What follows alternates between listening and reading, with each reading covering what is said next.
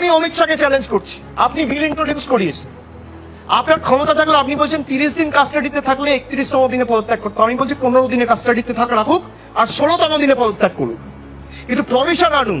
যদি 15 দিনের মধ্যে আপনি তাকে গিল্টি প্রমাণ না করতে পারেন, তাহলে যতদিন তাকে জেল খাটাবেন তার থেকে দ্বিগুণ জেল খাটবে তারা যারা তাকে ইমপ্লিকেট করেছে। আপনি প্রভিশন আনুন, বিল পাস করুন, তৃণমূল সমর্থন করবেন। এমন একটা বিল বা সংশোধন, কনস্টিটিউশনাল অ্যামেন্ডমেন্ট এটা হাউসে আজকে ইন্ট্রোডিউস করিয়েছে, যেটা দেশের মানুষের জানা উচিত যে যে কোনো মুখ্যমন্ত্রী বা কেন্দ্রীয় মন্ত্রী বা রাজ্য সরকারের মন্ত্রী, তাকে যদি কোনো তদন্তকারী সংস্থা গ্রেফতার করে 30 দিন হেফাজতে রাখে, তাহলে 31তম দিনে তাকে মুখ্যমন্ত্রিত্ব অথবা সেই প্রদেশের মন্ত্রিত্ব থেকে ইস্তফা দিতে হবে। মানে আমি আমার আত্মপক্ষের সমর্থনের টাইমটুকুও পাবো না।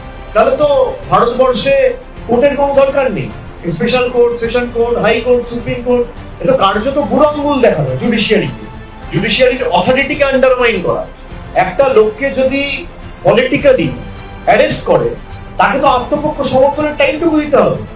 এই বিলটা একমাত্র আনা হয়েছে তার কারণই হচ্ছে বিরোধী যে রাজনৈতিক দল, সে রাজনৈতিক দলগুলো এবং তাদের যে নেতা কর্মী সমর্থক মানুষের হয়ে যারা প্রশ্ন করছে, তাদেরকে কি করে শেষ করে দেওয়া যায়, পলিটিক্যালি তাদেরকে অ্যারেস্ট করে জেলে ঢোকানো যায়,